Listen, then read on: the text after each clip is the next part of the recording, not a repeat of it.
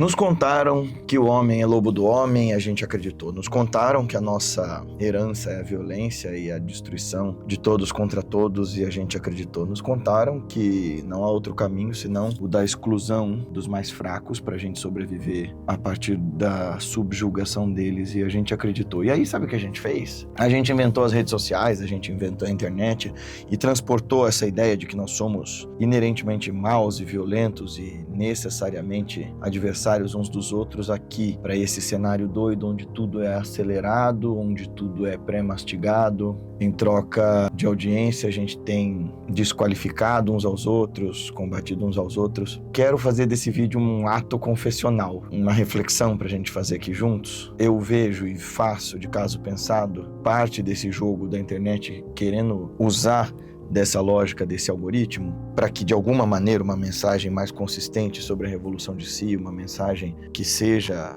digna dos mestres que me ensinaram, chegue às pessoas, fazendo com que elas parem para assistir um vídeo. Mas ao mesmo tempo, isso, como buscador e como professor, isso me entristece de pensar como é que a gente chegou aqui.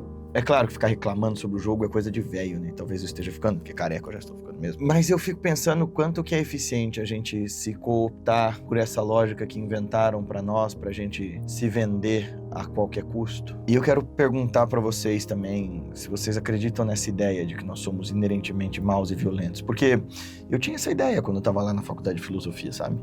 De que nós somos esse processo histórico voraz, egoísta, egocêntrico, ególatra. E aí eu conheci a professora Lia Diskin, numa aula de ética. Todo aluninho de filosofia, eu estava terminando minha graduação na USP. Ela estava dando aula para nossa formação de yoga lá no curso do professor Marcos Rojo, onde hoje eu sou professor. Olha que loucura.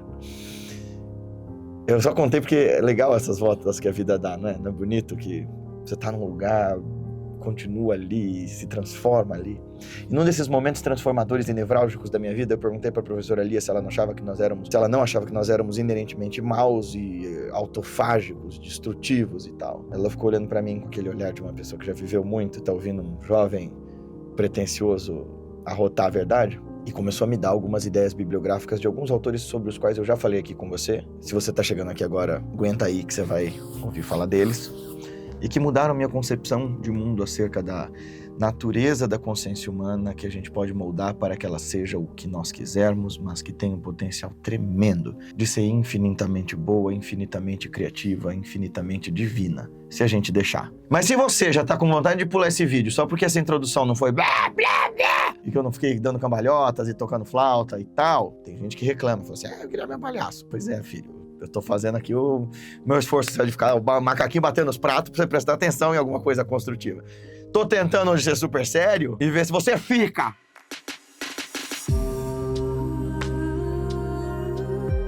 Seja muito bem-vindo, muito bem-vinda. Aqui a gente fala de revolução de si, a gente fala de yoga, de caminho de consciência.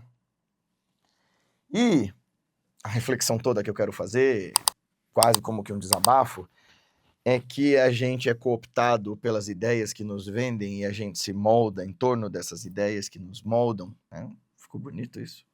Ou seja, a gente toma forma das ideias que a gente escuta, que a gente se conforma a acreditar, mas a nossa condição é muito mais luminosa, muito mais plástica, muito mais indeterminada do que a gente gosta de crer. Como assim, Gui? A maior parte de nós é sonâmbula. Por que poupa energia, nosso cérebro foi mais ou menos constituído para poupar energia? A gente vai fazendo as coisas por costume, a gente vai fazendo as coisas por comodismo, e a gente toma a forma desses costumes, a gente toma a forma dessas ideias, porque afinal de contas elas nos dão um senso de pertencimento, de segurança e de normalidade, que nos garante um certo estado de ufa, tô seguro aqui. O problema é que boa parte desses costumes, dessas ideias, elas são datadas. O problema é que vários desses costumes são irracionais. O problema é que vários desses costumes são processos que a gente precisaria revisar. A gente falou da fábula dos porcos assados aqui no Instagram. Conto que eu ouvi de um amigo muito querido, Ari, quando eu era pequeno, para falar do porquê que a gente se enfia nessas encalacradas e essas enrascadas de se acostumar a fazer coisas e continuar fazendo e tal, mesmo que depois que a gente descubra que elas não são mais vantajosas. Dá uma olhada nesse link aqui que você vai gostar da história. Eu amei, tanto que eu conto dela até hoje, eu vi ela quando era criança. Então, o que eu falei com a professora Lia naquela aula de yoga? Que eu achava que nós éramos inerentemente maus, inerentemente predadores uns dos outros, e que acreditar em compaixão era para poucos, era para santos, tipo Schopenhauer. Falando pra professora Lia sobre isso, ela ficou ouvindo e disse assim: Anchinho, porque ela fala desse jeitinho. Me mandou ler um livro do Franz de Waal, A Era da Empatia, mandou eu ler Mathieu Ricard, mandou eu ler Riane Eisler. Depois, o professor José Romão Trigo Aguiar me falou bastante desses livros também na formação em ética, e eu vou contar um pouquinho sobre as pesquisas deles e o que elas indicam para nós. E depois a gente fala da internet um pouquinho. Muito brevemente, leia esses 3 livros, porque eles vão te ajudar, e um quarto livro seria A Árvore da Vida, do Maturana. Então esses 4 livros são 4 pontes, 4 luminares. A gente pode falar sobre cada um deles em vídeos separados, se vocês quiserem. Eu já falei da Revolução do Altruísmo bastante tempo atrás, e tem várias vezes que eu cito esse livro. Mas assim, A Era da Empatia é um primatologista, Franz de Waal, que observando os macacos, nossos parentes mais próximos na natureza, percebeu que empatia, a capacidade de perceber o sofrimento no outro como se fosse meu, é uma característica desenvolvida pelos mamíferos e sobretudo pelos primatas, e que nos garantiu a sobrevivência, porque nós somos um grupo da natureza que não é o mais rápido, não é o mais forte, mas nós somos, supostamente, os mais espertos, e nós percebemos que viver em conjunto e perceber o sofrimento do outro e nos ajudarmos mutuamente garantiu a nossa sobrevivência. Então hoje arqueologistas descobriram, por exemplo, que lá atrás nossos antepassados entenderam o valor do cuidar. Que lá atrás, quando nós éramos ainda seres com pouquíssima diferença entre os animais selvagens, nós descobrimos que a gente já se cuidava uns dos outros. Como? Descobriram que na ossada de um antepassado nosso, já idoso, tinha uma tala na perna dele e um osso fraturado que foi colado, né? Assim, quer dizer, se o osso que fraturou foi arrumado, mexido e colado, precisou de alguém para ajudar ele a fazer isso, e precisou de um grupo de pessoas para cuidar dele enquanto ele se recuperava, porque, de outra forma, um membro quebrado para qualquer espécie da natureza é sentença de morte. Se você vive numa alcateia, se você vive num bando, eles vão te deixar para trás porque não é vantajoso manter você ali, você vai botar em risco o grupo inteiro. Então a gente já tinha aprendido o valor do cuidar, o Franz de Waal fala bastante disso, vendo os macacos hoje, os gorilas, os chimpanzés, cuidando uns dos outros, e percebendo que, assim, embora haja competição, embora haja violência, ela é pontual, ela é por disputa de território, ela é para reorganização social, mas ela não é o ethos, ela não é o modus vivendi desses caras. Na Revolução do Altruísmo, o Mathieu Ricard faz um mapa para nós de como o altruísmo, que é a empatia e a compaixão colocadas em prática pelo benefício do outro, são a característica inerente da maior parte dos grupos de seres humanos. O problema é que a gente se convenceu de que essas minorias que tomaram o poder, e por favor, eu não estou aqui dizendo em termos de direita ou de esquerda, eu estou falando das minorias que tomaram o poder em todos os espectros políticos ao longo da história humana. Então você sempre tem uma figura liderando que se destaca e que coloca diferenças e violências entre grupos. É claro que na era de pós-capitalismo, hiperconsumismo, esse egoísmo fundamental se torna muito mais exacerbado. Por exemplo, o liberalismo que se fala hoje não tem nada a ver com o liberalismo falado pelo Adam Smith e pelos liberais originais, com os ideais que eles tinham, iluministas e tal.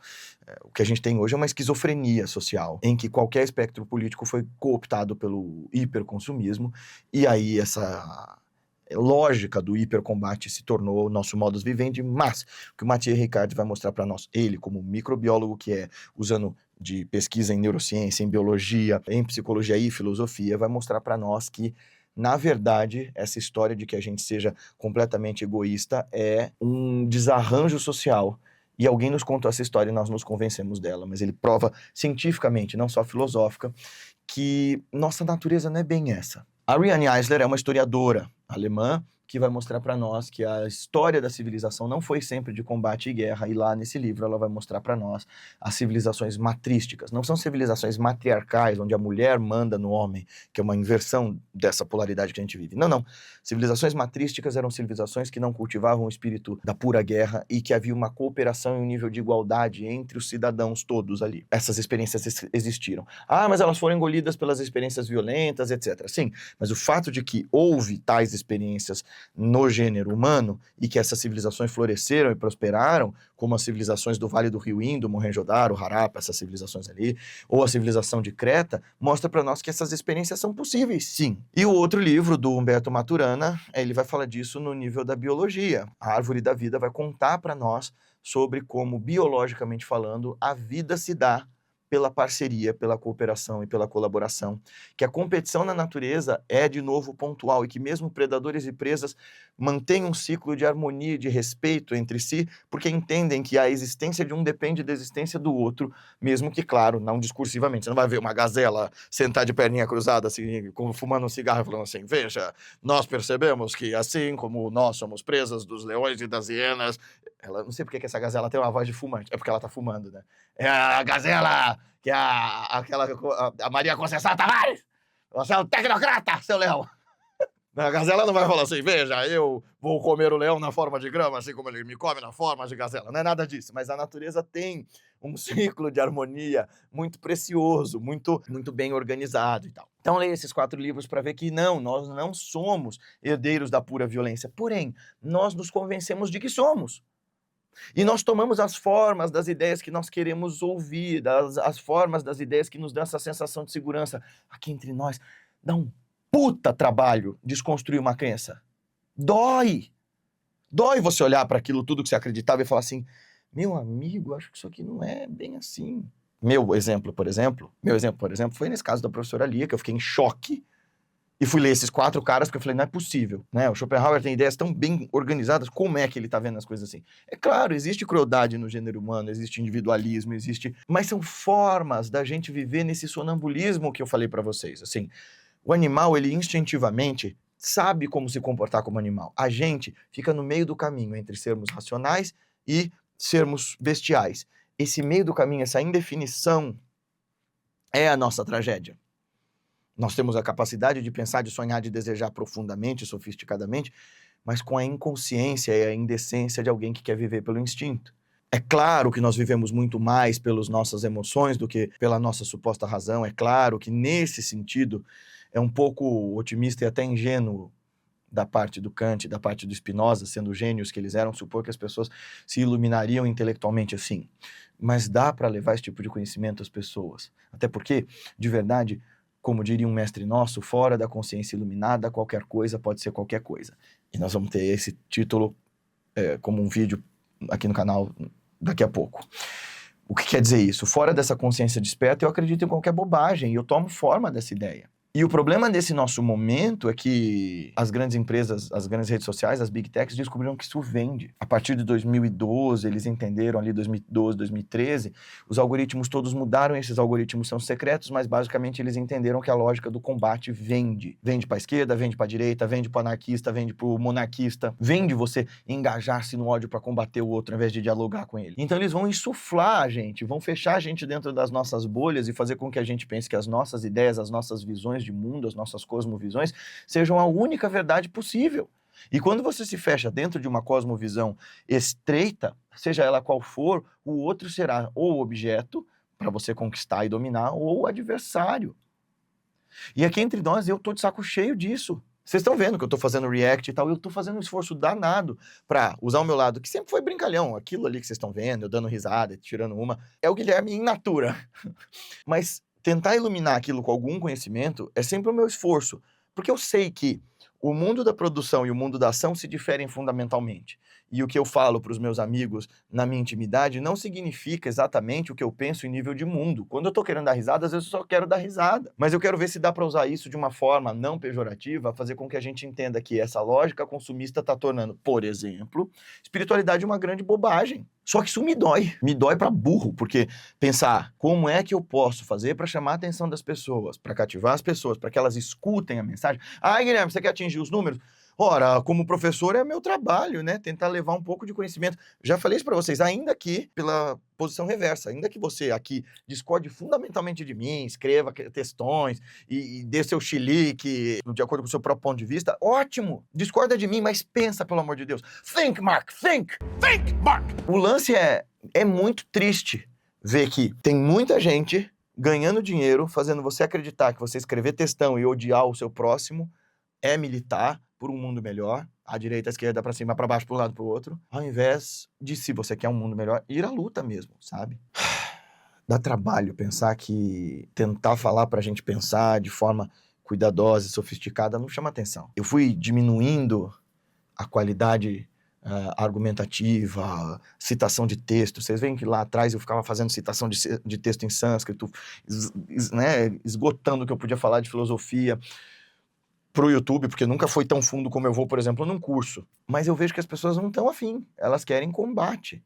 E esse vídeo eu falei que era um confessionário porque eu detesto isso.